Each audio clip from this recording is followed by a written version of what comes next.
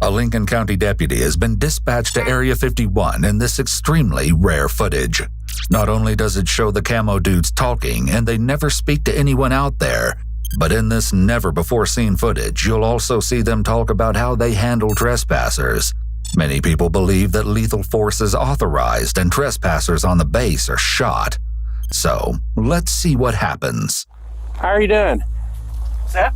How are you doing? Doing great. Good. Why are you parked here? I'm just waiting to get in. Okay, you realize this is It's base camp. Yeah, you're not getting in. I don't believe that. Okay, well, I'm telling you right now, you're not getting in. Okay. So you need to go ahead and back out and keep driving that way. So Nothing. It's unclear why the trespasser feels he might have a chance at talking his way into being allowed past those gates. You got your license on you? yeah. What's bringing you out from New York? I was told to come here. By who? People here. No, you weren't. How do you know that? Because they're calling me to get you out of here. Are they? Yeah. However, the deputy is well aware that the man's presence has most definitely not been requested at the restricted location. Any weapons in the vehicle? No. Who do you know that works out here that told you to come? Jane Clark. Jane Clark? Yep. Okay. They do realize that you have to have official badges to get in, right? Generally speaking, yeah. I can't even get past this gate. Uh-huh. So it's not a generally speaking, you need an official badge. Do you have any type of clearance?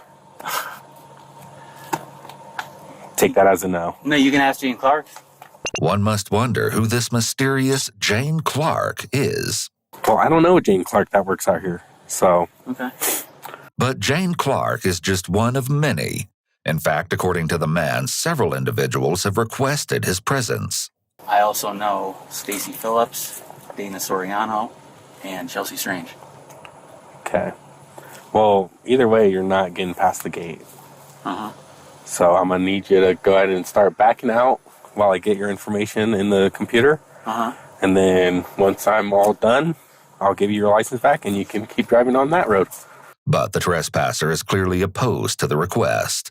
The business that awaits him inside those gates must be momentous. Keep driving on that road? Sound like a plan? Well, sir, you're not presenting me with many options. Because that's the only option. Is it? Yes. All right, I don't want to make your job difficult.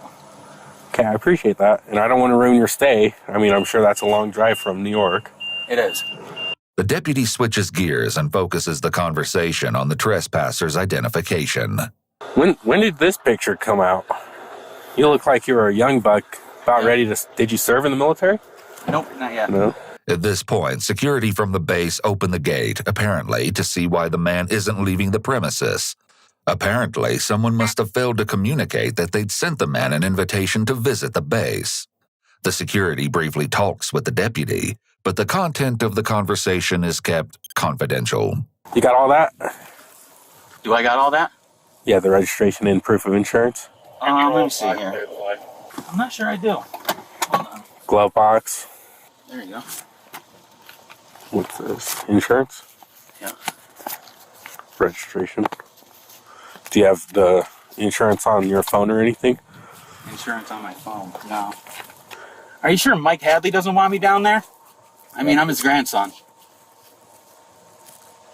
No. No? No. All right. He's hitting quite a few roadblocks today.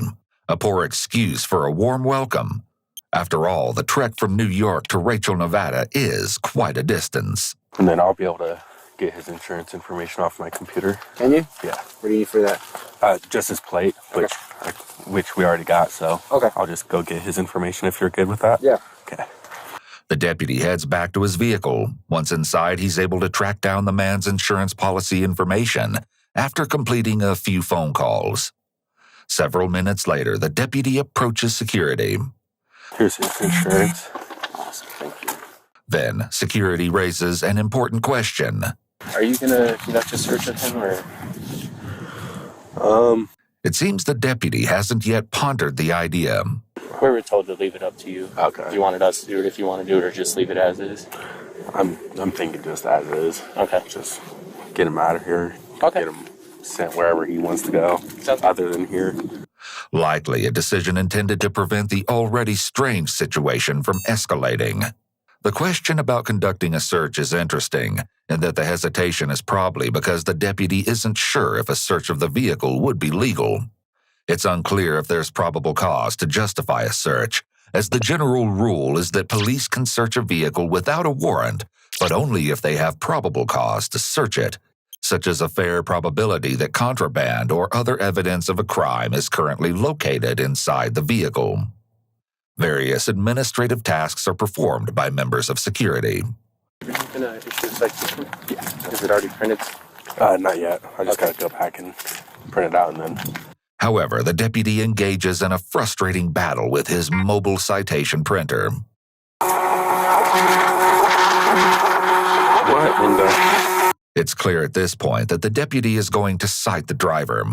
As this is probably a misdemeanor or infraction-level crime, it will be a cite and release with a promise to appear in court. Why?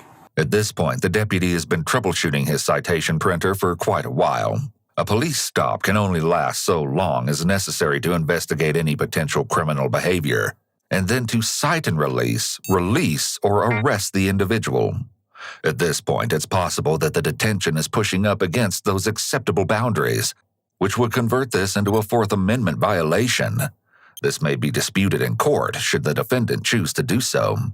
Finally, the battle is won. The deputy emerges from his vehicle victorious, citation in hand. Of course, the timing works out that way. The deputy hands a member of security a copy of the citation, then addresses the trespasser. Okay. So, this is a citation for trespassing on a military installation. Okay. With it not being a traffic violation, it is court required. And then you'll find all that information right here. It's through the Alamo Justice Court. Once they're done with you, I'm going to follow you out till you get to the highway. Okay. Okay? Sounds good. Just don't turn around when I leave. I'm going to come back here. I'm done here. Okay. Yeah. Yep. Okay.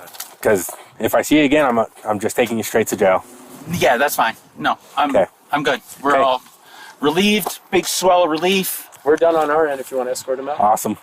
The trespasser turns his vehicle around and waits outside the gate as he's been instructed. Oh, need those. Yes, those are important.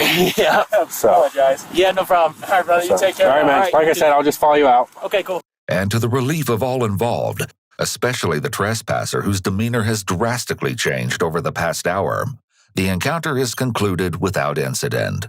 The reason behind the man's visit to the premises remains a mystery, but one thing is for sure, he most certainly had not received an invitation.